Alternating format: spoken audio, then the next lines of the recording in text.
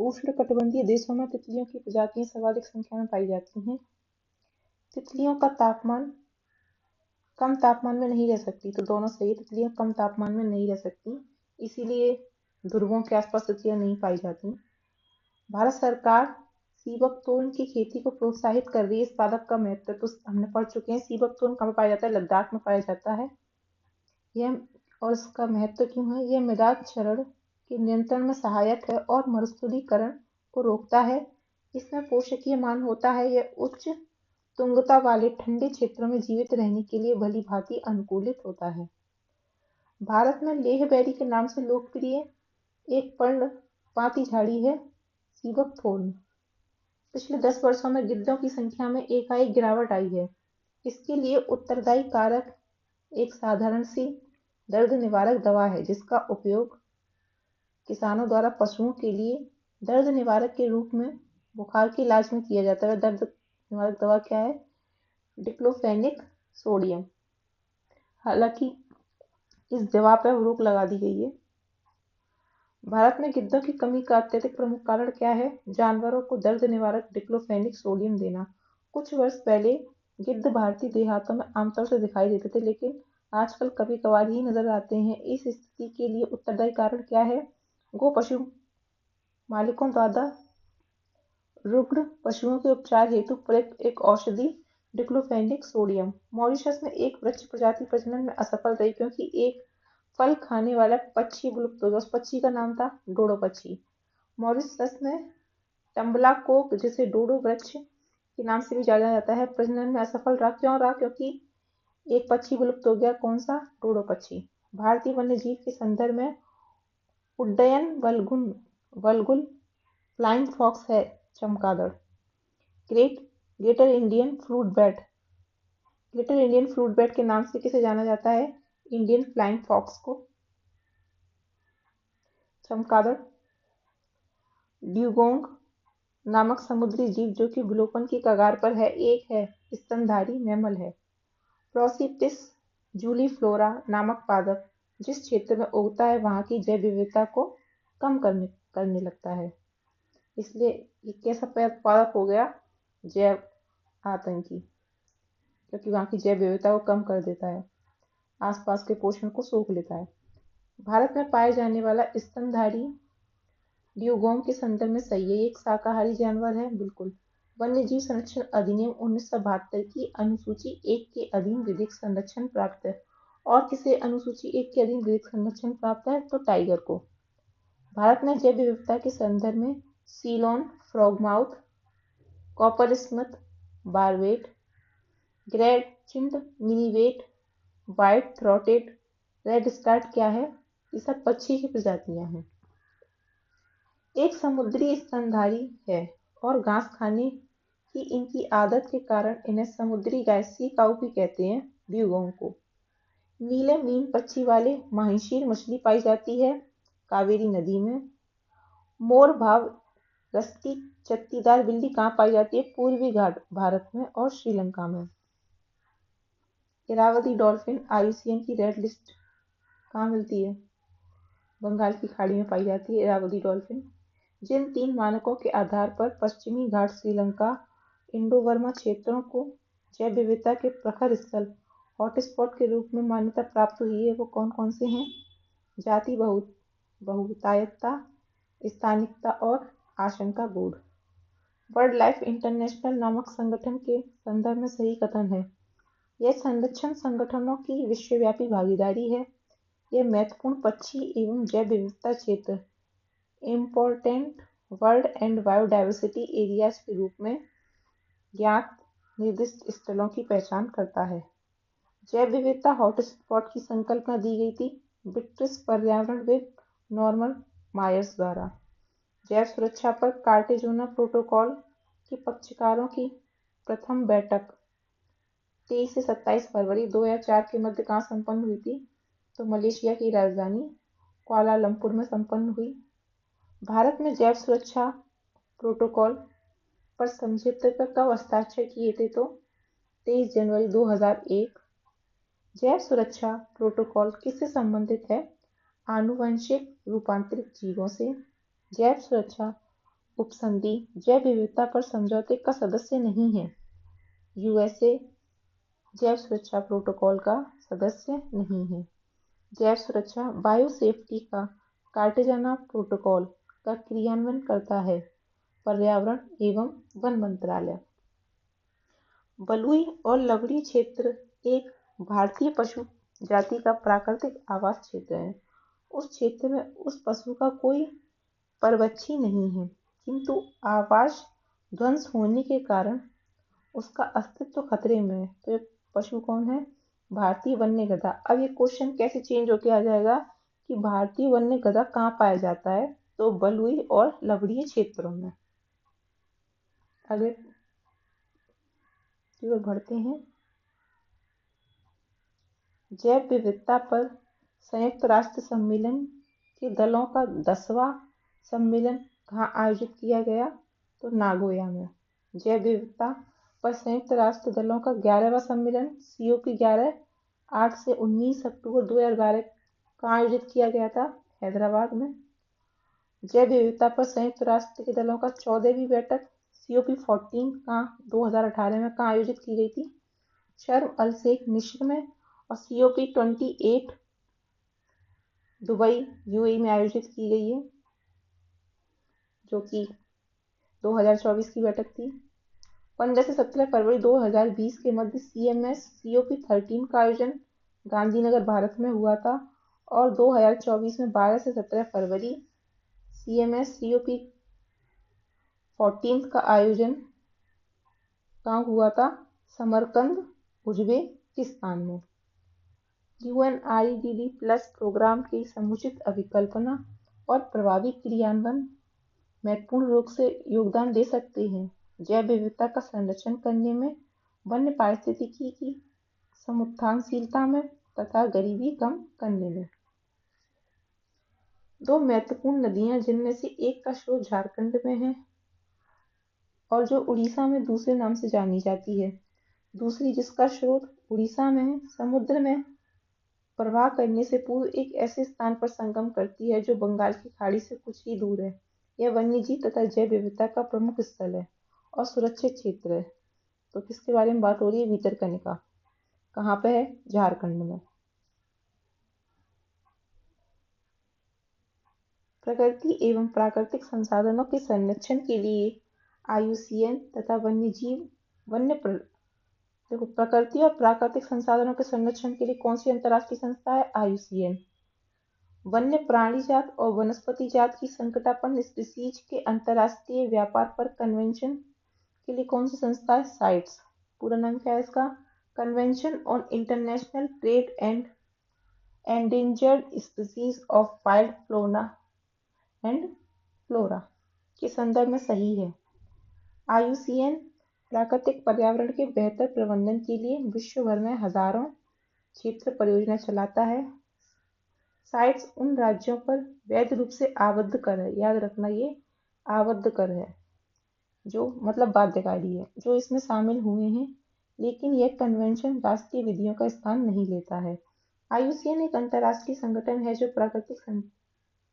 प्रकृति संरक्षण और प्राकृतिक संसाधनों के सतत प्रयोग के क्षेत्र में कार्यरत है। यह अंग नहीं है संयुक्त राष्ट्र का। याद रखना, IUCN UN का मेंबर नहीं है।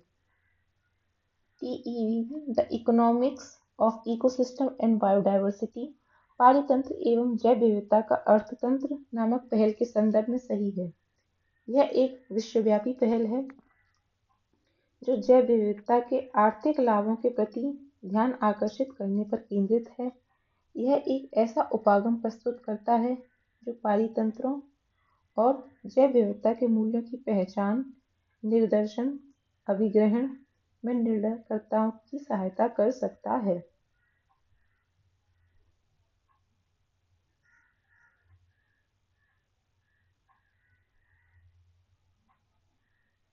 The economics of ecosystem and biodiversity संयुक्त राष्ट्र पर्यावरण कार्यक्रम के अंतर्गत कार्य करने वाली संस्था है।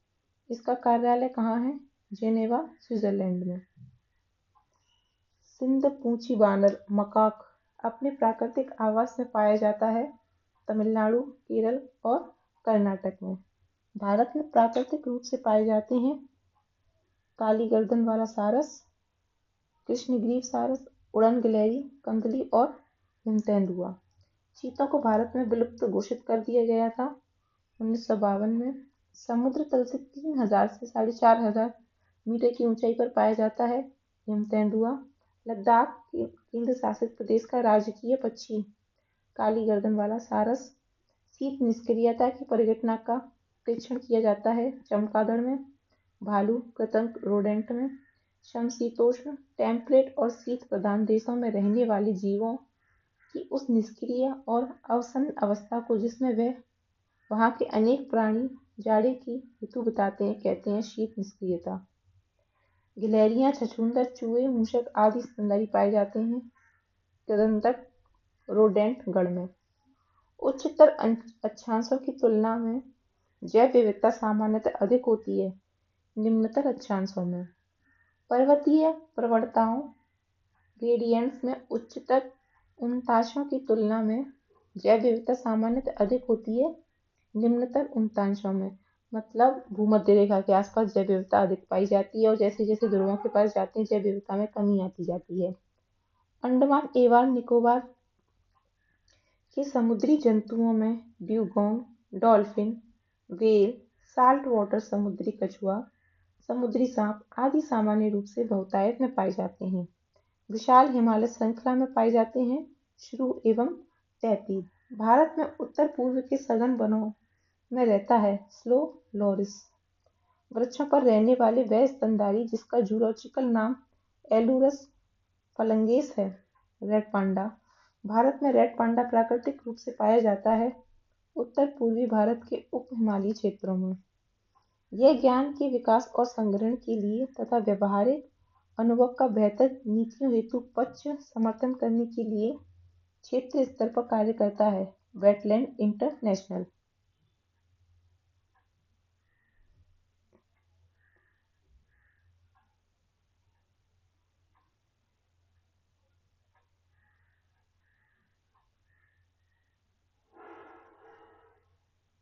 वेटलैंड इंटरनेशनल एक गैर सरकारी गैर लाभकारी वैश्विक संगठन है जो आर्द्र भूमियों एवं उनके संसाधनों को बनाए रखने एवं उन्हें पुनः स्थापित करने हेतु कार्यरत है। इसका मुख्यालय स्थित है नीदरलैंड में। भारत रामसर अभिसमय का एक पक्षकार है और उसने बहुत से क्षेत्रों में रामसर स्थल घोषित किया है। वह कथन जो इस अभिसमय के संदर्भ में सर्वोत्तम रूप से बताता है कि इन स्थलों का अनुरक्षण कैसे किया जाना चाहिए। इन सभी स्थलों का पारिस्थितिक तंत्र उपागम से संरक्षण किया जाए, साथ साथ उनके धारणीय उपयोग की अनुमति दी जाए। भारत में आर्द्र भूमियों के संरक्षण हेतु प्रथम बाध्यकारी कदम उठाया गया था राष्ट्रीय पर्यावरण नीति 2006 द्वारा। आर्द्र भूमि संरक्षण और प्रबंधन नियम घोषित किए गए 2010 में। भारत सरकार अभिसमय का एक पक्षकार है और उसने बहुत से क्षेत्रों को रामसर स्थल घोषित किया है ताकि इन सभी स्थलों का पारिस्थितिकी तंत्र उपागम से संरक्षण किया जाए और साथ साथ अनुमति दी जाए उनके धारणीय उपयोग की। यदि अंतर्राष्ट्रीय महत्व की किसी आर्द्र भूमि को मॉन्ट्रियल रिकॉर्ड के अधीन लाया जाता है तो इससे अभिप्राय है मानव हस्तक्षेप के परिणाम स्वरूप आर्द्र भूमि में पारिस्थितिकी स्वरूप में परिवर्तन हो गया है, हो रहा है या होना संभावित है। पारिस्थितिकीय निकाय के रूप में आर्द्र भूमि बरसाती जमीन उपयोगी है पोषक पुनर्प्राप्ति एवं चक्रण हेतु पौधों द्वारा अवशोषण के माध्यम से भारी धातुओं को अवमुक्त करने हेतु, तलछट रोककर नदियों का गादीकरण कम करने हेतु। जलीय और शुष्क स्थलीय पारिस्थितिकीय तंत्र के बीच के क्षेत्र कहलाते हैं आर्द्र भूक्षेत्र। भारत में तटीय आर्द्र भूमि का कुल भौगोलिक क्षेत्र आंतरिक आर्द्र भूमि के कुल भौगोलिक क्षेत्र से कम है। जैव द्रव्यमान का वार्षिक उत्पादन न्यूनतम होता है गहरे सागर में। जैव द्रव्यमान के उत्पादन की दृष्टि से प्रथम स्थान पर आते हैं उष्णकटिबंधीय वर्षावन। टुमारोज बायोडायवर्सिटी पुस्तक किसने लिखी? वंदना शिवा। जैव व्यवस्था से संबंधित हैं खाद्य एवं कृषि हेतु पादप आनुवांशिक संसाधनों के विषय में अंतर्राष्ट्रीय संधि, मरुभवन का सामना करने हेतु संयुक्त राष्ट्र अभिसमय, विश्व विरासत अभिसमय।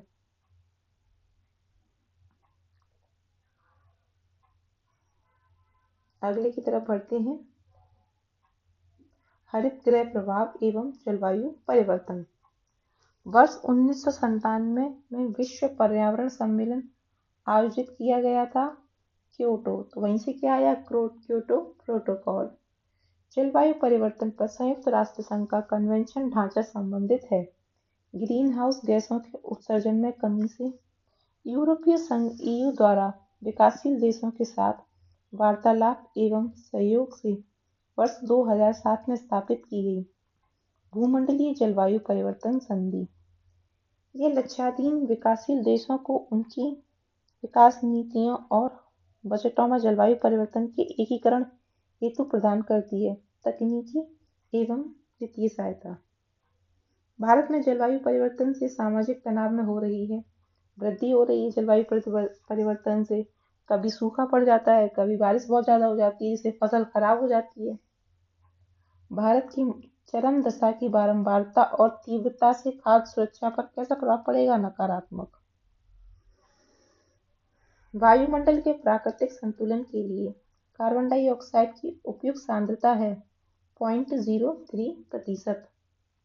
जलवायु परिवर्तन के प्रमुख कारक हैं जीवाश्म ईंधन का आधिकारिक प्रज्वलन, तेल चालित स्वचालित की संख्या विस्फोटन तथा अत्यधिक वनोन्मूलन।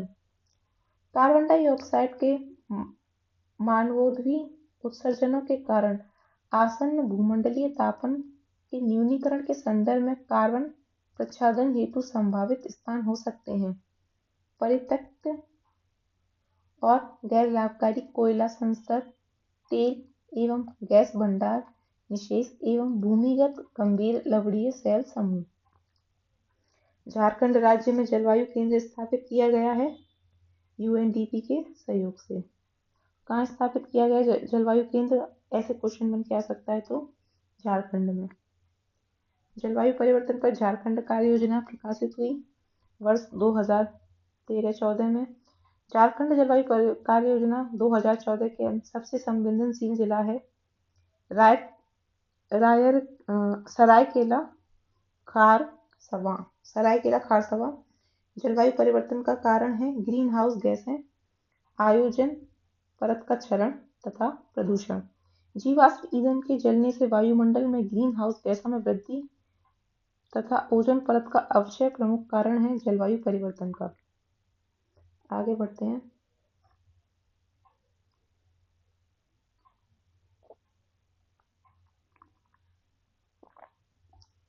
वर्ष 2015 में 21वां जलवायु परिवर्तन सम्मेलन कहाँ हुआ था? पेरिस में हुआ था। 2019 में 25वां जलवायु परिवर्तन सम्मेलन मैड्रिड स्पेन में हुआ था। 2021 में 26वां जलवायु परिवर्तन सम्मेलन ग्लासगो यूनाइटेड किंगडम में हुआ था। 2023 में 28वां जलवायु परिवर्तन सम्मेलन दुबई UAE में हुआ था। ग्रीन हाउस इफेक्ट क्या है? ग्रीन हाउस इफेक्ट वह प्रक्रिया है जिसमें वायुमंडलीय कार्बन डाइऑक्साइड द्वारा इंफ्रारेड विकिरण शोषित कर लिए जाने से वायुमंडल का तापमान बढ़ता है। मतलब ग्रीन हाउस गैस में क्या होता है, जैसे वायुमंडल से किरणें आ तो सकती हैं सूर्य की, लेकिन वो वापस नहीं जा पाती, वो वायुमंडल में ही रह जाती हैं, तो उससे तापमान में इजाफा हो जाता है। एक प्राकृतिक प्रक्रिया जिसके द्वारा किसी ग्रह या उपग्रह के वातावरण में मौजूद कुछ गैसें उस ग्रह उपग्रह के वातावरण के ताप को अपेक्षाकृत अधिक बनाने में मदद करती हैं, तो वो क्या कहलाता है? ग्रीन हाउस प्रभाव कहलाता है। क्या है ग्रीन हाउस प्रभाव? गैसों के वायुमंडल में जमा होने से पृथ्वी के वातावरण को गर्म होना। ग्रीन हाउस गैसों की संकल्पना किसने दी थी? जोसेफ फॉरियर ने। क्योटो प्रोटोकॉल किससे संबंधित है? जलवायु परिवर्तन से। कब आया था? 1997 में। क्योटो प्रोटोकॉल एक अंतर्राष्ट्रीय समझौता है जो UNFCCC से संबद्ध है। UNFCCC की फुल फॉर्म क्या है? United nation framework convention on climate change. Kyoto protocol लागू कब हुआ? 2005 में। मीथेन कार्बन डाइऑक्साइड की तुलना में ग्रीन हाउस गैस के रूप में अधिक हानिकारक है। किसी गैस के अणुओं की दक्षता एवं उस गैस के वायुमंडलीय जीवन काल पर निर्भर करता है गैस का वैश्विक तापन विभव, ग्लोबल वार्मिंग पोटेंशियल। पर्यावरण में ग्रीन हाउस गैस प्रभाव में वृद्धि होती है कार्बन डाइऑक्साइड के कारण। Nitrogen oxide, carbon dioxide, methane और ओजोन में कौन सी ग्रीन हाउस गैस प्राकृतिक रूप से वायुमंडल में नहीं पाई जाती? तो नाइट्रोजन ऑक्साइड। बाकी CO2, मीथेन और ओजोन प्राकृतिक रूप से भी वायुमंडल में ग्रीन हाउस गैसों के रूप में पाई जाती हैं।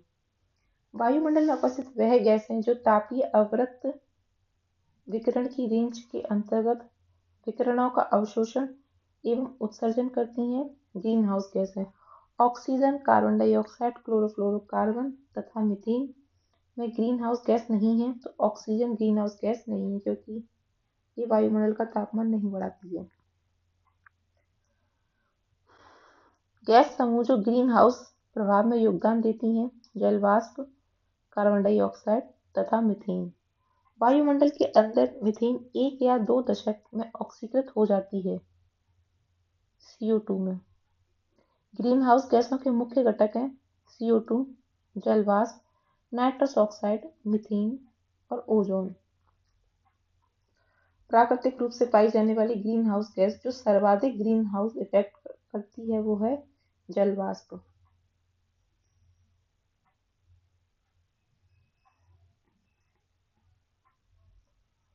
मीथेन, जल वाष्प, आर्गन और CO2 में वैश्विक ऊष्मन के लिए उत्तरदायी नहीं है, तो आर्गन उत्तरदायी नहीं है, बाकी तो हम पढ़ चुके हैं, तीनों उत्तरदायी हैं। मई 2011 में विश्व बैंक के साथ हुए उत्सर्जन ह्रास क्रय समझौते के बारे में सही है। समझौता 10 वर्ष के लिए लागू रहेगा। समझौता हिमाचल प्रदेश की एक परियोजना के लिए कार्बन क्रेडिट सुनिश्चित करने के लिए है। समझौते के अनुसार 1 टन कार्बन डाइऑक्साइड 1 क्रेडिट इकाई के समतुल्य होगी। एक गैस जो धरती पर जीवन के लिए हानिकारक और लाभदायक दोनों है, तो कार्बन डाइऑक्साइड है। वर्तमान में कार्बन डाइऑक्साइड के उत्सर्जन में सर्वाधिक योगदान देने वाला देश कौन सा है? चीन है। वह देश जिसे दुनिया में कार्बन नेगेटिव देश के रूप में घोषित किया गया है, तो भैया भूटान है, हमारा पड़ोसी देश। वर्ष 2022 में ग्रीन हाउस गैसों के उत्सर्जन में भारत कौन से स्थान पर रहा? 9वें स्थान पर रहा। वे पदार्थ जो सार्वत्रिक तापन उत्पन्न करने में योगदान करते हैं, मीथेन, कार्बन डाइऑक्साइड तथा जल वाष्प। मीथेन, नाइट्रस ऑक्साइड, क्लोरोफ्लोरोकार्बन तथा हाइड्रोजन में ग्रीन हाउस गैस नहीं है, तो हाइड्रोजन नहीं है।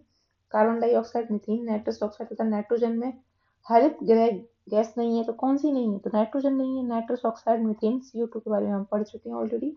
मीथेन, CO2 तथा जल वाष्प में गैस जो ग्लोबल वार्मिंग में ज्यादा जिम्मेदार है, तो भैया CO2 सबसे ज्यादा ग्लोबल वार्मिंग में जिम्मेदार है।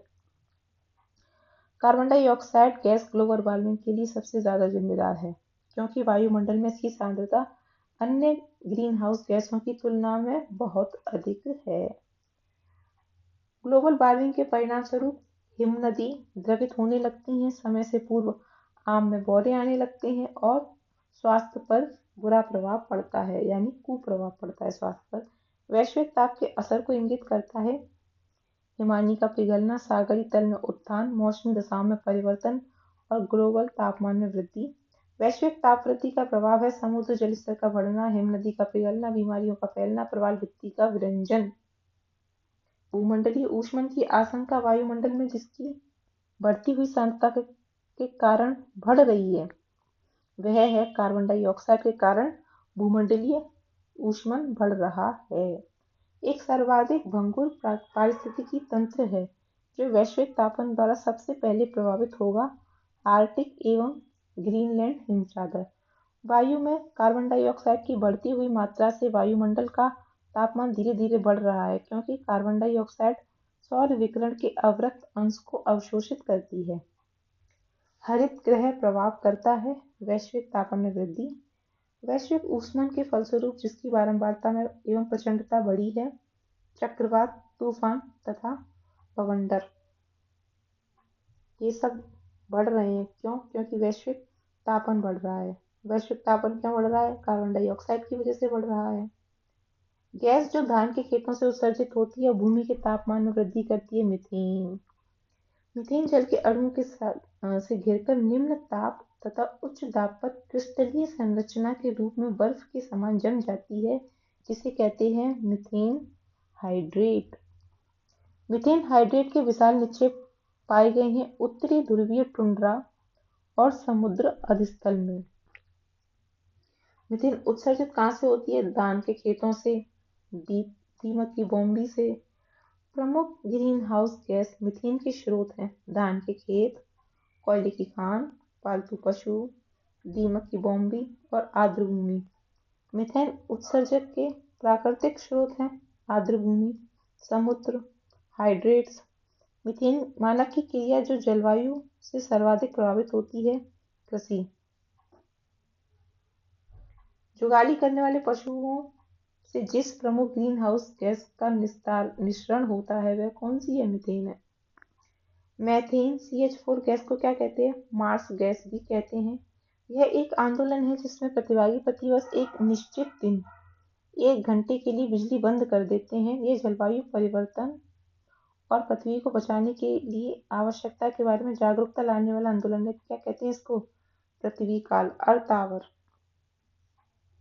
जलवायु परिवर्तन और पृथ्वी को बचाने की आवश्यकता के बारे में जागरूकता लाने हेतु world wide fund for nature द्वारा आयोजित किया जाने वाला एक विश्वव्यापी आंदोलन अर्थ आवर 50 से अधिक देशों द्वारा समर्थित संयुक्त राष्ट्र का मौसम परिवर्तन समझौता कब प्रभावी हुआ था? 21 मार्च 1994 को। ये सरकार एवं व्यवसायों को नेतृत्व देने वाले व्यक्तियों के लिए ग्रीन हाउस गैस उत्सर्जन को समझने, परिणाम निर्धारित करने एवं प्रबंधन हेतु एक अंतर्राष्ट्रीय लेखाकरण साधन है। Green house gas protocol. World resource institute WRI तथा world business council on sustainable development द्वारा किया गया ग्रीन हाउस गैस प्रोटोकॉल का विकास। क्योटो प्रोटोकॉल कब से प्रभावी हुआ? 2005 से प्रभावी हुआ। जापान के क्योटो शहर में हुए UNFCCC के तीसरे सम्मेलन में क्योटो प्रोटोकॉल को स्वीकार किया गया 11 दिसंबर 1997 को। क्योटो प्रोटोकॉल समझौते के अनुसार अधिक ग्रीन हाउस गैसों का उत्सर्जन करने वाले देशों के लिए उत्सर्जन में वर्ष 2008 से 2012 तक कटौती करने का प्रावधान किया गया है 5.2% की। वर्ष 2015 में पेरिस में UNFCCC की बैठक में विकसित देशों ने वैश्विक तापन में अपनी जिम्मेदारी स्वीकार की। साथ ही साथ कई देशों की सहायता से वर्ष 2020 तक जलवायु निधि जमा करने की प्रतिबद्धता जताई है। कितनी निधि जमा करने की प्रतिबद्धता जताई है? तो $100 अरब। आगे बढ़ते हैं।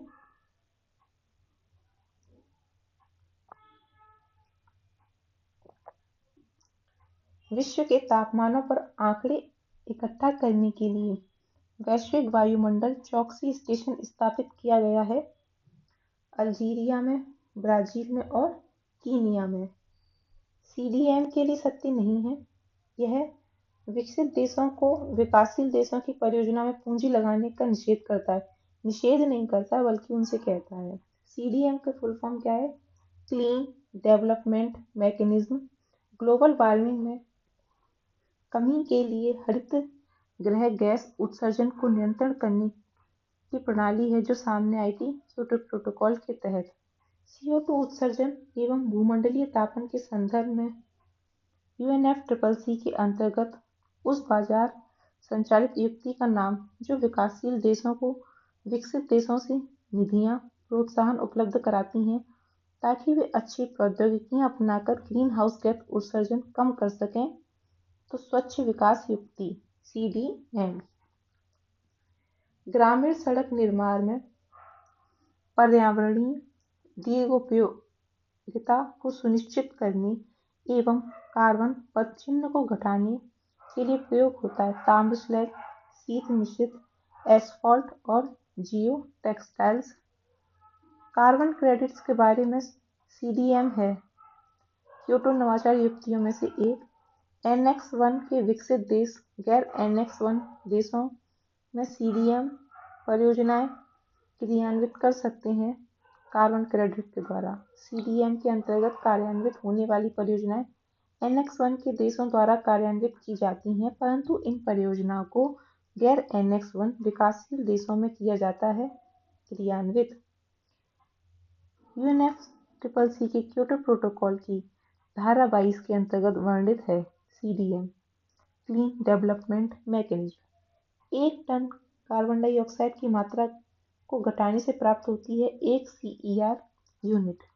जैव विविधता अभिसमय convention on biological diversity CBD का पूरक प्रोटोकॉल, जो जैव प्रौद्योगिकी द्वारा उत्पन्न जीवित संशोधित जीवों लाइफ मॉडिफाइड ऑर्गेनिज्म द्वारा उत्पन्न संभावित खतरों से जैव विविधता की रक्षा करने हेतु प्रतिबद्ध है।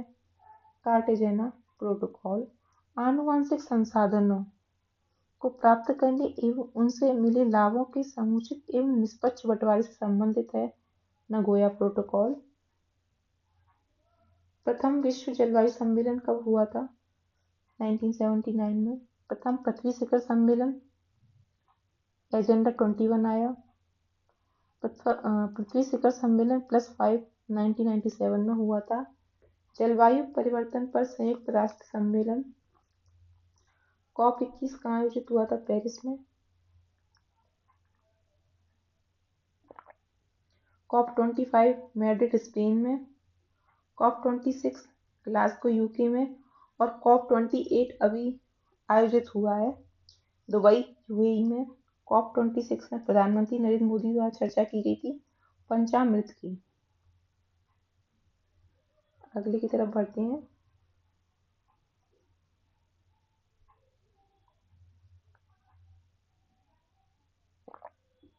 वर्ष 2030 तक भारत अपने कार्बन उत्सर्जन में कमी करेगा 1 अरब टन की। वर्ष 2030 तक भारत अपनी ऊर्जा आवश्यकताओं का 50% पूरा करेगा नवीकरणीय ऊर्जा से। वर्ष 2030 तक भारत द्वारा अपनी गैर जीवाश्म ऊर्जा क्षमता को बढ़ाया जाएगा 500 गीगावाट तक। भारत द्वारा अपनी अर्थव्यवस्था की कार्बन तीव्रता को 45% से भी कम कर दिया गया है। 2030 तक भारत द्वारा सकल शून्य कार्बन उत्सर्जन का लक्ष्य प्राप्त किया जाएगा 2070 तक। भारत सरकार द्वारा प्रथम जलवायु परिवर्तन पर राष्ट्रीय कार्य योजना NATCC जारी की गई 30 जून 2008 को। NATCC में कुल कितने मिशन हैं? 8। कार्बन निषेचन को सर्वोत्तम वर्णित करता है। वायुमंडल में कार्बन डाइऑक्साइड की बढ़ी हुई सांद्रता के कारण बढ़ी हुई पादप वृद्धि। क्योटो प्रोटोकॉल के तहत पर्यावरण में कार्बन उत्सर्जन को कम करने के लिए लागू की गई थी कार्बन क्रेडिट प्रणाली। अंतर्राष्ट्रीय बाजार में कार्बन क्रेडिट का क्रय विक्रय किया जाता है उनके वर्तमान बाजार मूल्य के अनुसार। कार्बन क्रेडिट का दृष्टिकोण शुरू हुआ क्योटो प्रोटोकॉल से। Bio carbon fund initiative for sustainable forest landscape का प्रबंधन करता है world bank. Bio carbon fund initiative for sustainable forest landscape एक बहुपक्षीय कोष है। यह कोष स्थलीय क्षेत्र में कमी को बढ़ावा देता है। स्थलीय क्षेत्र से कमी करने को बढ़ावा देता है। किस चीज की कमी करने को बढ़ावा देता है? तो ग्रीन हाउस गैसों के उत्सर्जन की कमी करने को बढ़ावा देता है और इसका प्रबंधन करता है वर्ल्ड बैंक। यह सरकारों, व्यवसायों, नागरिक समाज और देशी जनों इंडिजिनस पीपल्स की एक वैश्विक भागीदारी है। यह देशों की उनके वनोन्मूलन और वन निम्नीकरण उत्सर्जन कम करने reducing emission from deforestation and forest degradation plus प्रयासों में वित्तीय एवं तकनीकी सहायता प्रदान कर मदद करती है। वन कार्बन भागीदारी सुविधा forest carbon partnership facility. One carbon भागीदारी सुविधा विश्व बैंक का एक कार्यक्रम है जो कब प्रारंभ हुआ, जून 2008 में। वैज्ञानिक दृष्टिकोण यह है कि विश्व तापमान पूर्व औद्योगिक स्तर पर 2 डिग्री से अधिक नहीं बढ़ना चाहिए। यदि विश्व तापमान पूर्व औद्योगिक स्तर से 3 डिग्री सेंटीग्रेड के परे बढ़ जाता है तो विश्व पर उसका संभावित असर होगा स्थलीय जीवमंडल का एक नेट कार्बन स्रोत की ओर प्रवृत्त होगा तथा विस्तृत प्रवालमर्त्यता घटित होगी। Momentum for change climate neutral now नामक पहल लॉन्च की गई थी UNFCCC सचिवालय द्वारा। IPCC intergovernmental panel on climate change द्वारा प्रकाशित असेसिंग की vulnerabilities and the risk from climate change नामक रिपोर्ट के अनुसार यदि विश्व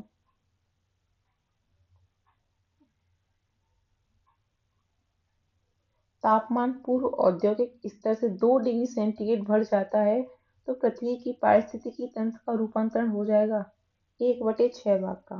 यदि विश्व का तापमान पूर्व औद्योगिक स्तर से 3 डिग्री से अधिक बढ़ जाता है तो स्थलीय जैवमंडल एक नेट कार्बन स्रोत बन जाएगा और की ओर प्रवृत्त होगा, साथ ही विलुप्त होने की कगार पर पहुंच जाएगी 30% तक ज्ञात प्रजातियां। अगर 2 डिग्री बढ़ जाता है तो 1/6 भाग विलुप्त होने की कगार पर हो जाएगा और अगर 3 डिग्री सेंटीग्रेड तक तापमान बढ़ जाता है तो 30% तक प्रजातियां विलुप्त होने की कगार पर पहुंच जाएंगी।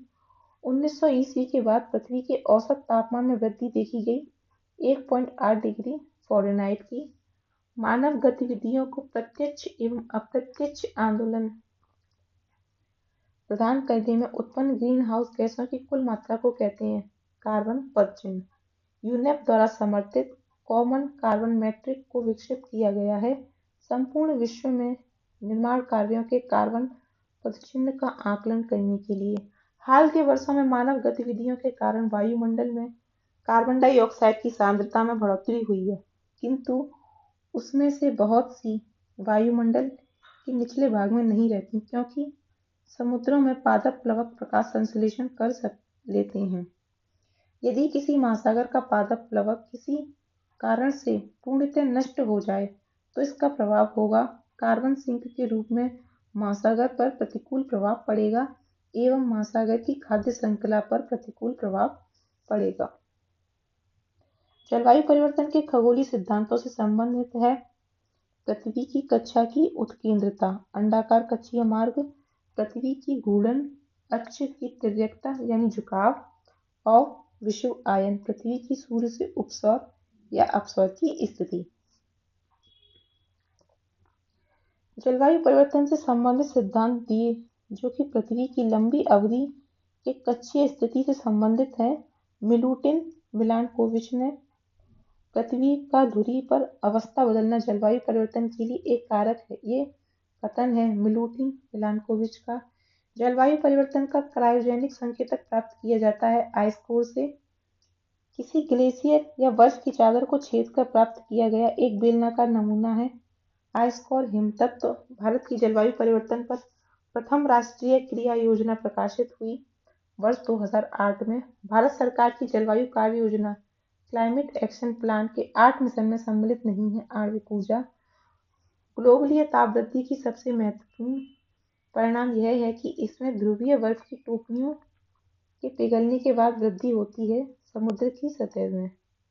ग्लोबलीय ताप वृद्धि से विश्व के समस्त द्वीप डूब जाएंगे होंगे के। यह संभावना है कि 2044 तक फिजी डूब जाएगा और समुद्र तल के बढ़ने से इसी वर्ष एक गंभीर संकट छा जाएगा नीदरलैंड पर। IPCC के अनुसार वर्ष 1900 से 2100 के बीच समुद्री सतह में वृद्धि का अनुमान है 0.33 से 0.45 मीटर वृद्धि का। आगे बढ़ते हैं।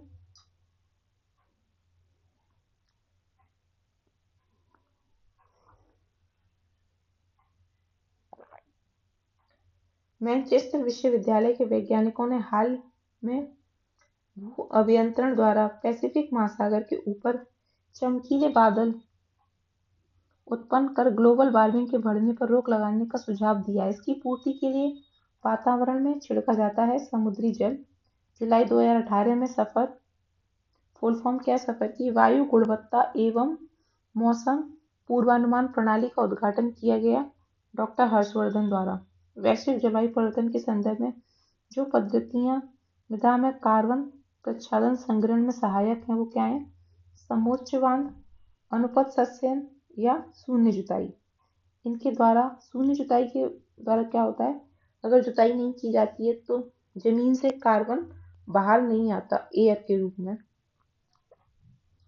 UNFCCC एक अंतर्राष्ट्रीय संधि है जिसका गठन हुआ था रियो डी जनेरियो में 1992 में संयुक्त राष्ट्र संघ के पर्यावरण और विकास सम्मेलन UN conference on environment and development में। अभीष्ट राष्ट्रीय निर्धारित अंशदान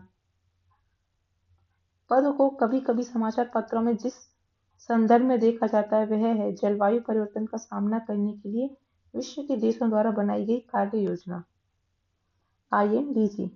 भारत की कार्य योजना के तहत वृक्ष लगाकर कार्बन सिंक को बढ़ावा देना, प्रदूषण उपशमन, स्वच्छ ऊर्जा विशेषकर नवीकरणीय ऊर्जा को बढ़ावा देना, ऊर्जा दक्षता को बढ़ावा देना इत्यादि शामिल है INDCC के लक्ष्यों में। कानकुन सम्मेलन में प्रावधान किया गया था एक हरित जलवायु कोष का। डरबन में आयोजित जलवायु परिवर्तन सभा में स्थापना हुई थी हरित जलवायु कोष की। विकासशील देशों को जलवायु परिवर्तन का सामना करने हेतु अनुकूलन और न्यूनीकरण पद्धतियों में सहायता देने के आशय से बनी है हरित जलवायु निधि, green climate fund. Australia, Germany, Japan, New Zealand में विश्व का पहला देश जिसने भूमंडलीय तापन के प्रतिकरण के लिए कार्बन टैक्स लगाने का प्रस्ताव दिया है कि न्यूजीलैंड। थाईलैंड, चीन, सिंगापुर, मलेशिया में से वह देश जिसने ग्रीन हाउस गैसों के उत्सर्जन में कमी हेतु 2019 में कार्बन टैक्स लगाने की घोषणा की, तो सिंगापुर ने घोषणा की थी। आर्गन गैस है एक नॉन ग्रीन हाउस गैस, इसको पहले भी पढ़ चुके हैं। बड़े पैमाने पर चावल की खेती के कारण कुछ क्षेत्र संभाव्यतया वैश्विक तापमान में योगदान दे रहे हैं। इसके कारण जिनको उत्तरदायी ठहराया जा सकता है वह है चावल की खेती से संबद्ध अवायवीय पारिस्थितिकियां मीथेन के उत्सर्जन का कारक हैं। जब नाइट्रोजन आधारित उर्वरक प्रयुक्त किए जाते हैं तब कृष्ण मृदा में नाइट्रस ऑक्साइड का उत्सर्जन होता है।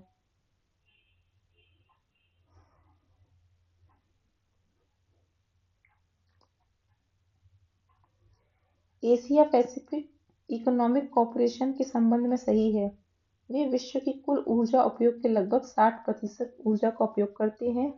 वे विश्व की कुल हरित गृह गैसों के निस्सारण में लगभग 60% के लिए उत्तरदायी हैं। वे क्योटो प्रोटोकॉल को समर्थन देना चाहते हैं। आज की डिस्कशन में इतना ही। अगली वीडियो में हम फिर से डिस्कशन करेंगे, ओजोन परत क्षरण स्टार्ट करेंगे। अगर आपको वीडियो पसंद आए तो प्लीज़ लाइक एंड सब्सक्राइब